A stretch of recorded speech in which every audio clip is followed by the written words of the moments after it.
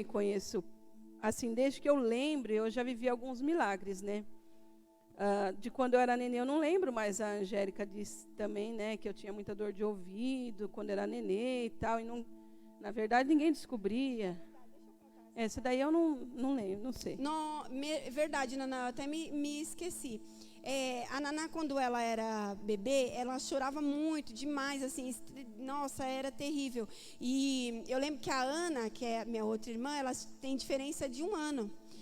Então, a Ana mamava no peito e a Naná nasceu. Então, ela chorava a noite toda e minha mãe estava tão cansada que não conseguia atender, né, as duas, né? Então, o que eu fazia? Eu acordava, colocava a Naná para mamar na minha mãe, ficava ali esperando, depois levantava ela para ela, né, arrotar.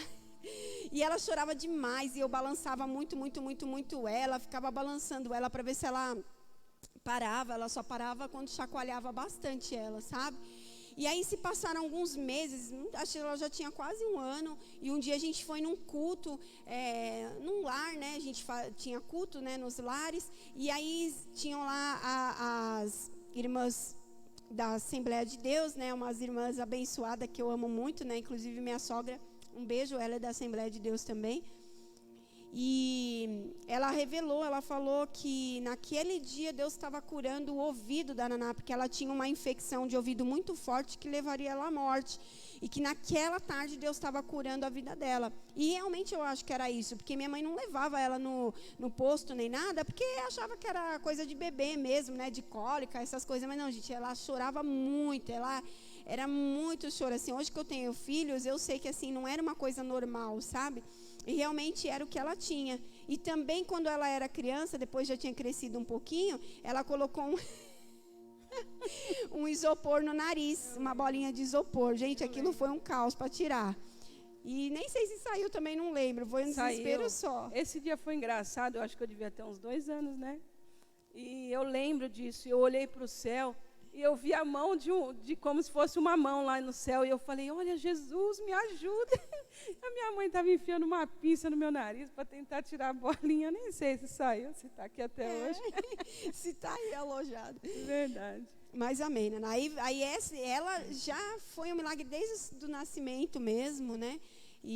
Mas tem muito mais história. Meu Deus do céu. Ô mulher que carrega milagre, viu? E eu falo que as pessoas têm que contar aquilo que Deus fez na sua vida. Você é um agente de milagres, né?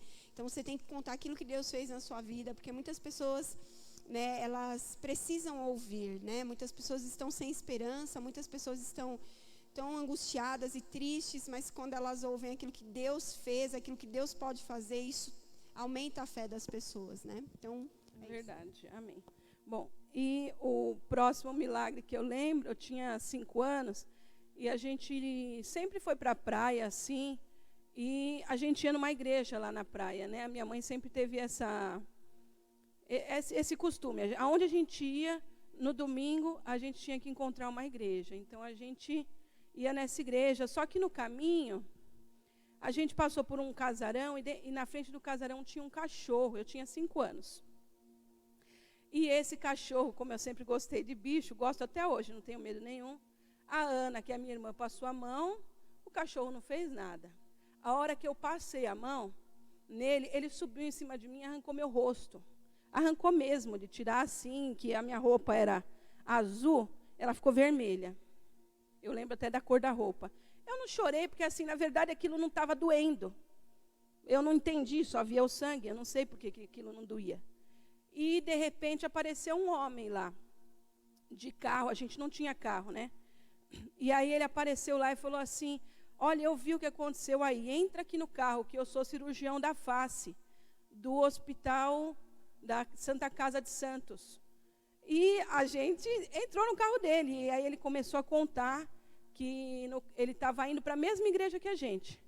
Só que ele não passava por ali. Ele falou assim, eu estava fazendo outro caminho, mas aí Deus falou para mim, vai por ali. E quando eu fui, eu vi o cachorro te mordendo, e aí eu já peguei e estou trazendo vocês aqui para o hospital. E a gente foi para o hospital, eu não chorava também, porque eu não estava entendendo mesmo o que estava acontecendo. E foi ele que fez a cirurgia, né? Foi ele que fez, é cirurgião da face, ele era especialista nisso. E aí ele fez a cirurgia, deu deu tudo certo. Depois a Ana, minha irmã, pegou um versículo na Bíblia que eu não lembro qual que é, e eu já perguntei para a família inteira, ninguém lembra. Mas era alguma coisa como, eu estou com vocês, não tenham medo, eu estou cuidando de tudo. Era em Salmos, mas até agora ninguém conseguiu lembrar onde que era, né? E a gente sabia que Deus estava ali, cuidando de tudo, né? E realmente aquilo foi um milagre, porque passou um mês depois. Ela levou 16 pontos no rosto. Tem essa parte. Além dos pontos, ele falou que se fosse 1 centímetro para cima eu ficava cega, porque ele pegou todo o rosto assim, e 1 centímetro para baixo ia pegar a artéria, né? E aí ia sangrar até morrer. Então, o médico mesmo falou que o que ele viu ali era um milagre. Ele fez a cirurgia direitinho. Passou um mês, eu que devia ser muito boazinha. Eu era até boazinha, mas eu bagunçava bastante, 15 né? dias. 15 dias, piorou. Eu estava correndo eu queria correr com a Ana Maria, a gente estava correndo, eu bati a cara no muro, justamente o rosto, né? E abriu alguns pontos. Aí a gente correu para o hospital e o médico olhou e falou assim: eu não vou nem mexer, vou dar só um pontinho falso, porque essa cirurgia parece que foi feita pela mão de Deus, então eu não quero mexer, porque ela é muito perfeita.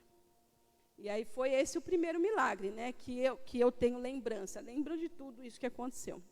Aqui também o médico falou que você ia ter paralisia, né? Isso, o médico falou que o meu rosto ia ficar paralisado. É aqui do lado esquerdo, tá? É que não dá para ver, mas ela é muito pequenininha. Do lado esquerdo, que eu ficaria com o rosto paralisado, não ia conseguir fechar o olho, mexer boca.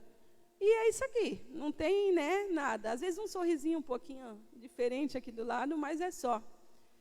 Mas para mostrar que o milagre de Deus está aqui, né? Que isso é um milagre.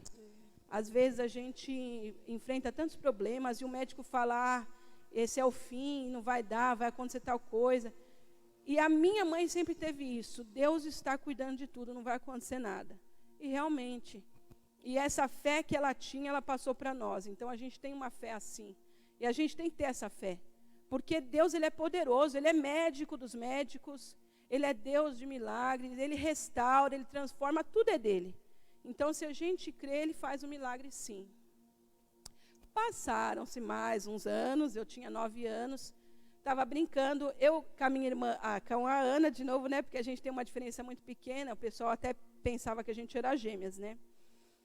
E a gente estava num toboágua, num clube, um clube que não existe mais hoje, que é o Clube de Regatas Tietê, que é ali na Tiradentes. E eles colocaram uma placa de metal para não cair água nas pessoas que estavam passando por baixo, né? E na placa tinha um espacinho mínimo. E o meu dedo cabia ali. Eu nem vi que meu dedo tinha entrado ali, na verdade. E a gente estava brincando de se puxar no toboágua. E ela foi primeiro, então ela estava segurando meu pé. Eu senti que segurou o dedo assim, né? E eu pedi para ela não puxar, mas não dava para ouvir, porque dentro do toboágua é muito barulho. E ela puxou. Não doeu também, viu, gente? Perdi um pedaço do meu dedo, ficou lá em cima e eu desci o toboágua. E aí foi aquela loucura, aquela sangreira, aquela coisa doida assim, né? E a minha irmã, que era a Roberta, ela estava com a gente, ela é enfermeira. E ela desesperada, ai meu Deus, eu pensei que eu ia morrer, porque ela chorava e gritava tanto, que eu fiquei desesperada, mas na verdade eu não sentia dor. Eu não sei o que é esse negócio de não sentir dor, acho que é Deus, ali me ajudando para não sentir as coisas. Não tenho explicação isso, né? E aí eu fui para o hospital, no hospital que ela trabalhava. A gente chegou lá e adivinha, naquele hospital era o único dia do ano que era o dia da cirurgia da mão. Existia um dia no ano para a cirurgia da mão. E era esse dia, o dia que eu perdi o dedo. Então quem fez a minha cirurgia foi um especialista.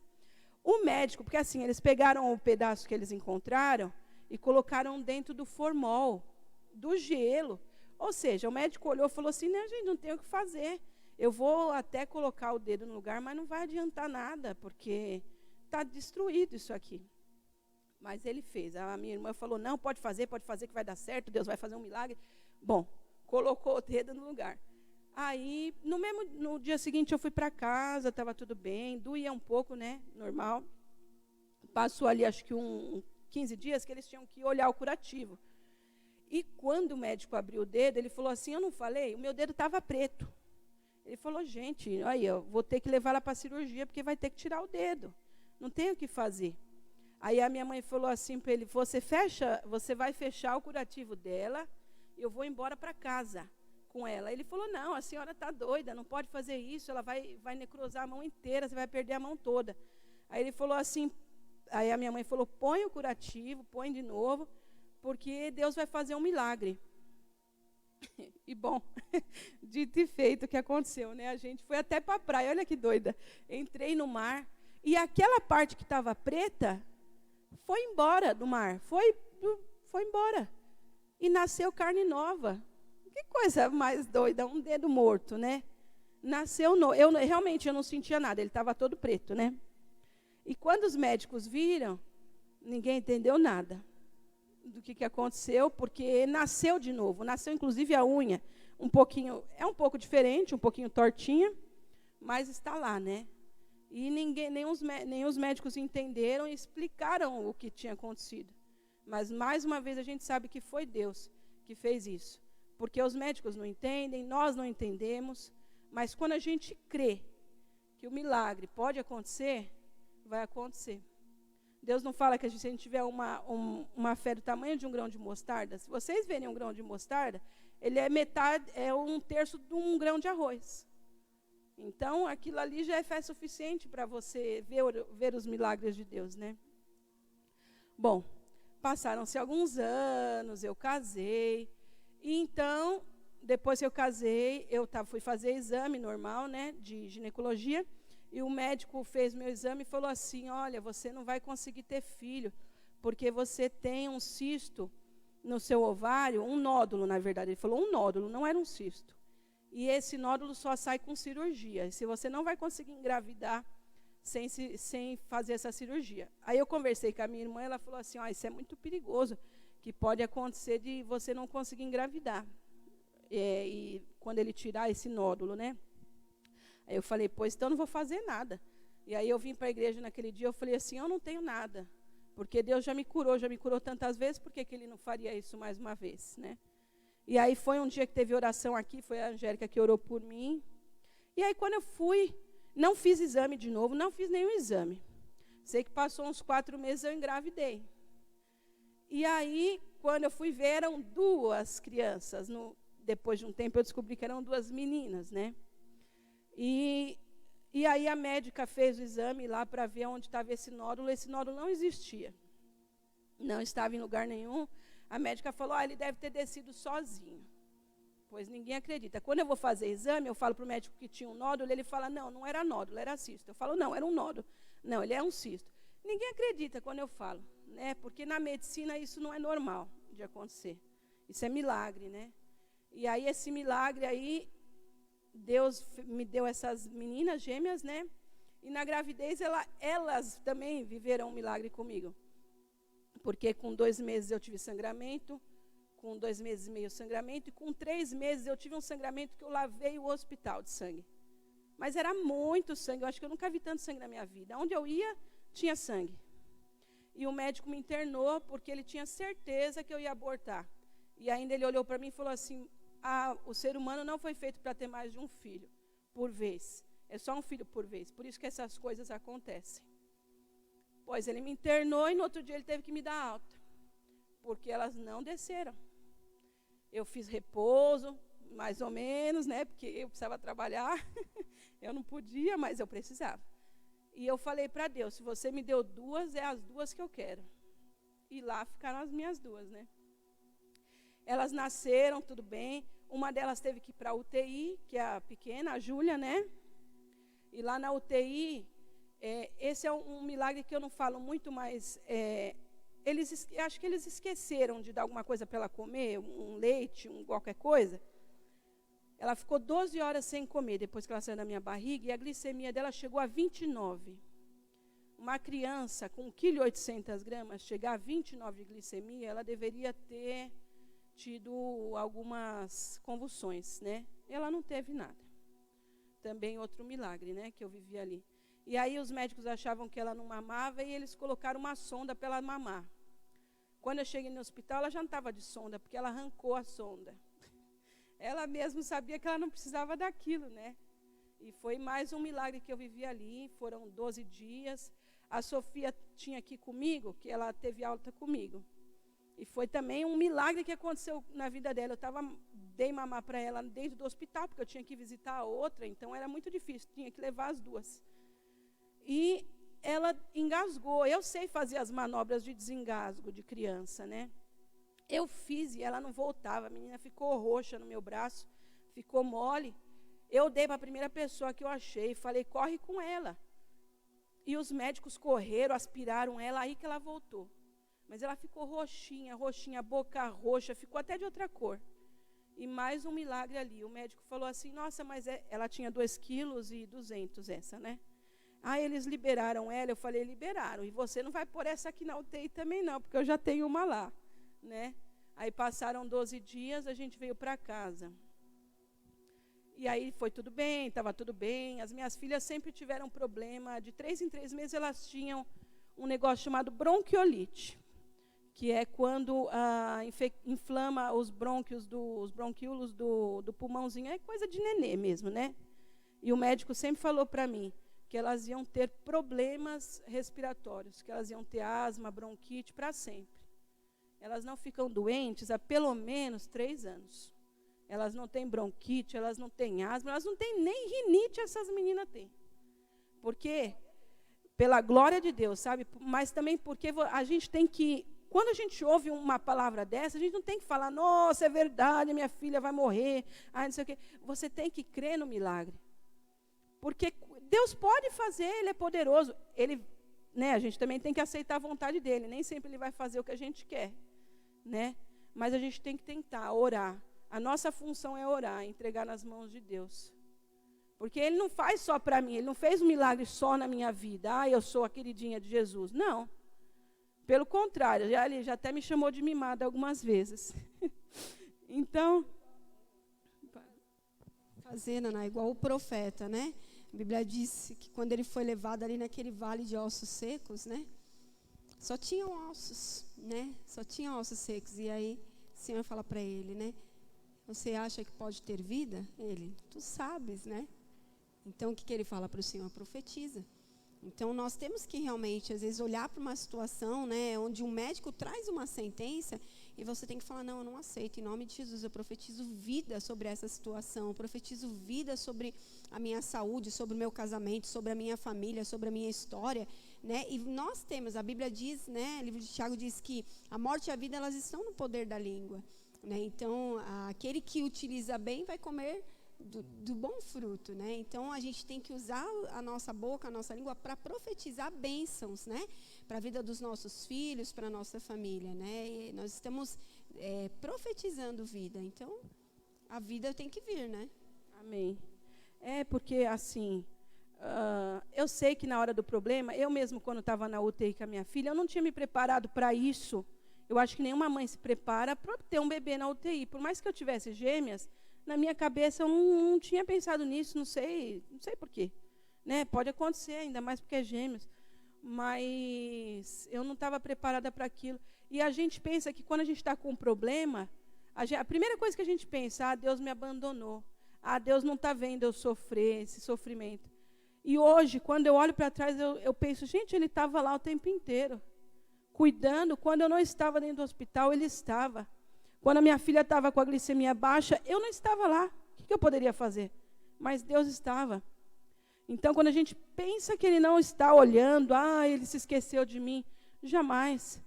Porque Ele é um Deus de sempre. Aquele mesmo que abriu o mar vermelho é o mesmo Deus de hoje. Ele não mudou em nada.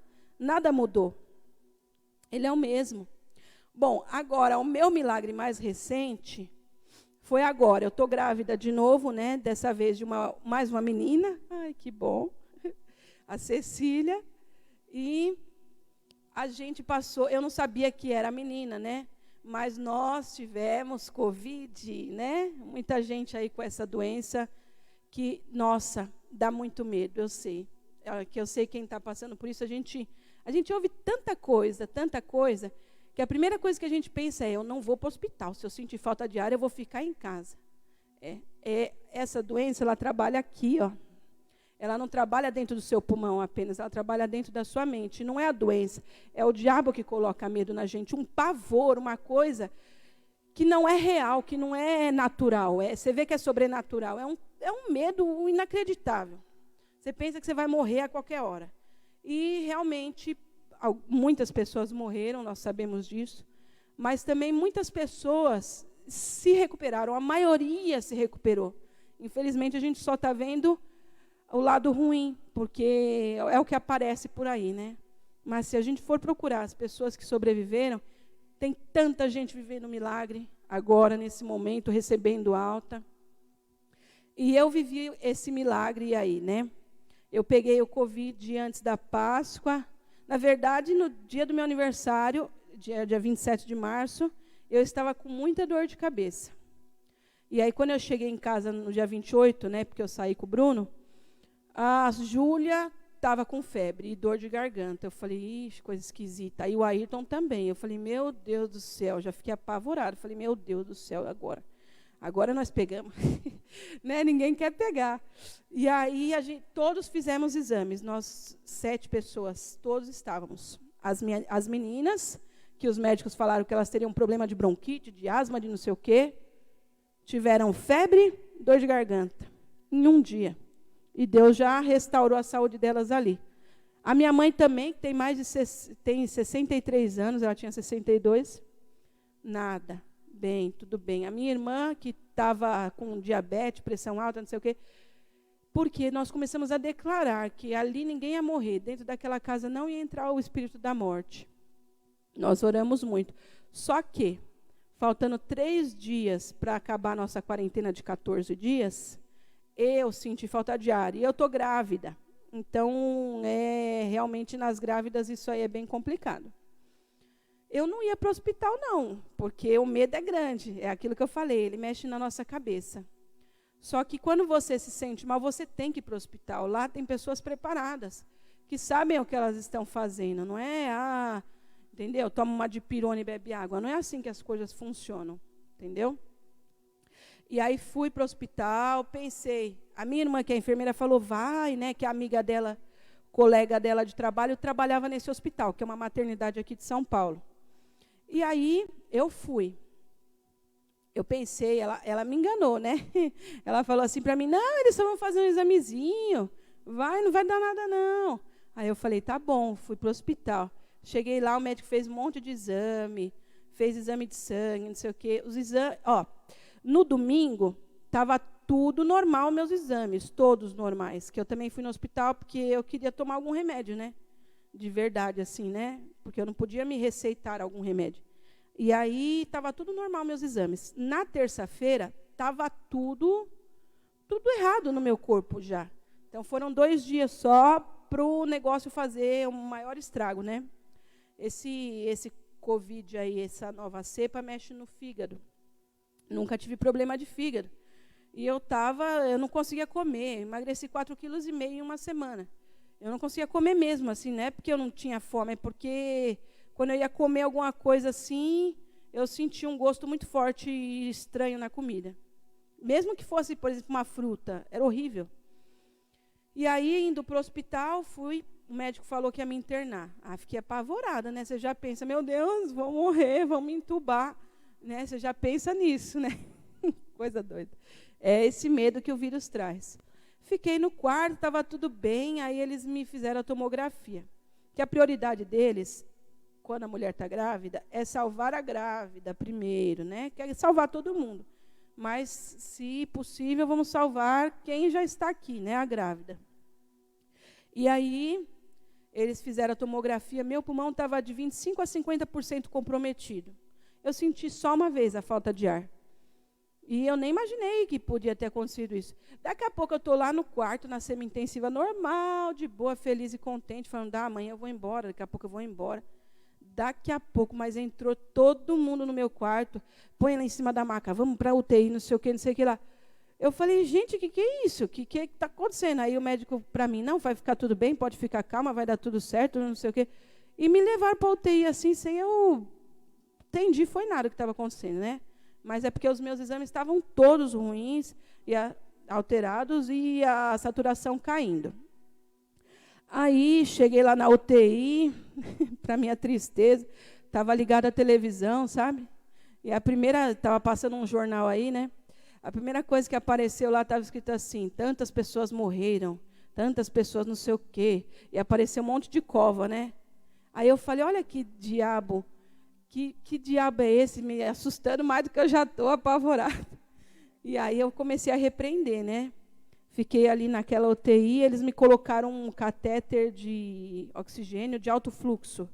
Era uma coisa horrível, mas é tipo aquele que vai no nariz assim, mas parece que está enchendo pneu. É uma coisa horrível, horrível que eu passo, que não dava nem para comer direito, né? Você tentava comer, não conseguia, ou respirava ou comia, era horrível. Tudo bem, estava sendo muito bem tratada, falando com a minha irmã o tempo inteiro, ela falando, não, está tudo bem, tudo bem. E eu falando, está tudo bem, por que eu estou aqui, né? Mas tudo bem. Aceitei, estava lá tomando um monte de remédio, um monte de antibiótico. E a nenê ainda não mexia, eu também não sabia se era menina, não sabia o que era, né? Ela não mexia, mas toda vez eles iam lá, ouviam o coração dela para ver se estava tudo bem. E ela estava muito bem. Super normal, os batimentos normais. Ou seja, Deus estava cuidando dela também, não era só de mim ali, né? E aí, passou 2 dias, eu não aguentava mais usar aquele negócio no meu nariz, e para mim, a minha saturação estava muito boa. Mas, quando eu tirava aquele negócio, ela caía. Eu falava, gente, como é que pode? Eu não estou nem sentindo isso. Fiquei apavorada, né? Aí eu estava muito triste, porque eu estava longe das meninas, né? Aí entrou uma moça, eles precisam estar tudo paramentado, né? Com roupa especial, com um negócio especial no rosto, para que eles não peguem a doença, né? E aí ela entrou e começou a perguntar das minhas filhas. E segurou na minha mão, me acalmou, falou, ai, não fica assim, você vai melhorar, vai ficar tudo bem. Nem falei sobre as minhas filhas, não sei se lá no meio deles eles estavam conversando sobre isso. E aí, naquele dia, a hora que ela foi embora, eu antes de dormir, eu falei para Jesus, eu falei, você é um Deus que já fez tanto milagre na minha vida, eu quero que você me tire daqui hoje, que eu não aguento mais ficar aqui, eu quero ir para minha casa. Eu quero que o Senhor me ajude a respirar, eu quero respirar normal, não quero precisar da ajuda desse negócio aqui. Me tira daqui, Jesus, me salva. Você é o mesmo Deus que fez tantos milagres, por que não vai fazer na minha vida? E passou ali, dormi, quando deu 5 horas da manhã, essa mesma mulher que entrou para falar comigo, das meninas, ela entrou no quarto. Só que ela não estava nem paramentada. Eu achei a coisa mais esquisita do universo. Eu falei, meu Deus, ela é doida. Eu só pensava na minha cabeça, ficou doida. Ela não estava com avental, não estava nem de máscara, ela estava no rosto. E aí ela pegou, tirou o catéter do meu nariz e falou assim, você não vai precisar usar isso. Você já está muito bem, olha aí, ó. E desligou as máquinas. E eu fiquei olhando, falei, que coisa mais doida foi essa? Eu não tinha fome. E naquela hora, eu estava com uma fome absurda, era 5 horas da manhã. E aí ela olhou para mim e falou, você precisa de mais alguma coisa? Eu falei, eu queria comer. Super sem graça, né? De madrugada pedir comida. Aí ela foi, me trouxe a única vez no hospital que eu tomei um Nescau lá, um Toddy, bem gostoso. Ela me trouxe um monte de coisa para eu comer. E sumiu, não sei mais onde ela estava, não sei, nunca mais vi. Eu sei que aí passou, no mesmo dia o médico falou assim, nossa, você já está sem de manhã, né? Você já está sem oxigênio? Eu falei, aham. Ah, quem tirou? Eu falei, foi uma moça que veio aqui. Ah, tá bom. Tá, você está bem mesmo, hein? Aí no dia seguinte, no mesmo dia fizeram algumas fisioterapias e tal.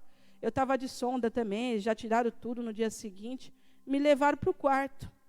Isso era no domingo. Depois assisti o culto aqui, pela live. E aí, segunda, terça-feira, eles me mandaram para casa. E, de verdade, não sei, né? Não posso afirmar que era alguém enviado por Deus, um anjo, né? Mas eu posso afirmar que era alguém enviado por Deus que estava ali. Porque ela estava sem máscara, eu não entendi. Porque ela devia ter o quê? Uns 55, 50, 60 anos. Eu falei, meu Deus do céu, ou ela estava com corona, ou era alguém enviado por Deus para me tirar dali mesmo, sabe? Depois que eu clamei a Deus. E aí passou uns dias, eu estava falando com a Roberta, a minha irmã, ela falou, eu não podia te contar isso quando você estava internada, mas a médica que que é a minha colega que trabalha lá também, falou para mim, para gente ir se preparando, porque a tendência era que você ia piorar muito. Aí eu chorei pra caramba nesse dia, porque eu falei, poxa vida, né? A tendência que a médica, ninguém conta isso pra gente lá, para não assustar, né? Porque você já está muito assustado. E a tendência era eu piorar. E eu não piorei. Por quê? Porque eu sou especial? Não, porque Deus faz milagre. Ele quer ouvir da nossa boca. Ele quer ouvir você clamando. Está com problema? Quantas vezes a gente não tem problema financeiro? Eu acho que todo mundo ultimamente está, né? Está todo mundo no mesmo barco, né? E muita gente com esse problema de saúde, gasta demais quando você tem esse vírus. Mas você tem um Deus que é o dono de tudo, dono até do dinheiro. Por que não que ele não faria um milagre? Por que esse dinheiro não ia aparecer na sua conta? Né? Então, esse foi o meu último milagre, que eu e a Cecília vencemos o Covid, que é tão assustador aí. Mas não por mim, porque eu sou maravilhosa, mas porque Deus é maravilhoso. Porque Ele faz milagre, o que Ele faz para mim, Ele faz para qualquer outra pessoa. Ele faz para o ímpio, para a pessoa que nem serve a Ele faz. Por amor, porque Ele é pai. Quem é pai e mãe sabe, por mais que o filho seja desobediente, que desobedeça a gente, deixa a gente de cabelo em pé, a gente não deixa de amar Ele. Deus é assim, Ele não vai deixar de te amar porque você é desobediente, porque você desobedeceu. A gente não tem que se sentir incapaz, mas Deus não vai responder para mim porque eu sou incapaz, porque eu peco. Todo mundo peca. Todo mundo faz alguma coisa de errado. Deus não vai deixar de te ouvir pelos seus erros, Ele vai te transformar. E o versículo, a Angélica pediu para eu pegar um versículo aqui, um versículo que aonde eu vou eu falo, que eu não sei, desde criança, é que a importância das professoras da salinha. Esse versículo eu aprendi quando eu era criança, a minha irmã que dava aula, a Roberta. E eu tenho ele comigo até hoje, que é: o Senhor está comigo, eu não temerei. Essa é a parte que eu mais uso, né? Mas tem um finalzinho. O que me poderá fazer o homem? Isso está em Salmo 118:6. Mas o que eu mais falo, quando eu tenho qualquer problema, é: o Senhor está comigo, eu não temerei. A gente não tem que ter medo. Eu sei, dá medo. Por mais que a gente fale não temerei, né? É lógico que a gente vai ter medo, é normal, isso é do humano. Mas Deus pode todas as coisas. Tudo é dele. Se a gente entender que tudo é dele, tudo foi ele que fez. Ele nos fez, não foi para sofrer. Não foi para viver na pobreza, para viver miserável, para viver doente, para viver em depressão, para viver deitado dentro de uma cama. Não, Ele não fez a gente para isso. Ele fez a gente para ir além. Só que a gente tem que dar o nosso passo, a gente tem que crer que Ele está com a gente. E a gente não tem que ter medo. O diabo vai pôr medo? Vai, o tempo inteiro. Na minha vida, na sua. Todo mundo tem medo, seja pastor, seja criança, né? Às vezes a gente esquece das crianças, mas já parou para pensar o medo que eles sentem de tudo que eles estão vendo? E a gente tem que falar isso para eles: não tenham medo. Jesus está com você, Ele vai cuidar de tudo, vai cuidar da mamãe, vai cuidar do papai, né? Porque às vezes a gente esquece deles também. E é isso que eu queria falar, que Deus está cuidando de tudo, por mais difícil que seja.